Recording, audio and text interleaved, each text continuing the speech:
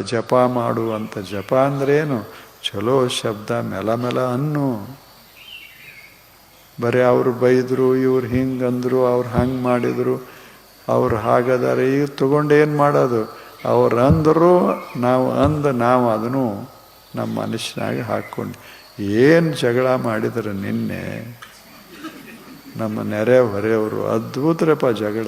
ಏನು ಮಾಡಿದರು? ಜಗಳ ಏನೇನು ಮಾಡಿದರು?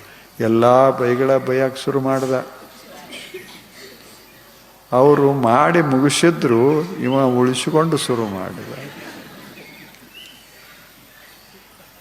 ಇಲ್ಲ, ಶಬ್ದಗಳೇ ಕೆಡಿಸ್ತಾವ, ಶಬ್ದಗಳೇ ಶ್ರೀಮಂತ ಮಾಡ್ತಾವ. ದುಃಖಕ್ಕೆ ಕಾರಣವೂ ಶಬ್ದ, ಸುಖಕ್ಕೆ ಕಾರಣವೂ ಶಬ್ದ. ದೇವನನ್ನ ಶಬ್ದದ ಮೂಲಕ ಅರಿತುಕೊಳ್ಳೋದು ಬಹಳ ಸುಲಭ. ಅದನ್ನು ಬೇರೆ ರೀತಿಯಿಂದ ಮಾಡಲಿಕ್ಕಾಗುವುದು. ಅಂಥ ಸುಂದರ ಶಬ್ದ. ಈಗ ನಾ ಅಂತೇನೆ, ಬೆಳಕ ಕತ್ತಲಿನೇ ಹೋಯಿತು. ಹಿಂಗಂದ ಕೂಡಲೇ ಕತ್ತಲೆ ನಮ್ಮ ಮನಸ್ಸಿನಿಂದ ಹೊರಟು ಹೋಯಿತು. ಬೆಳಕ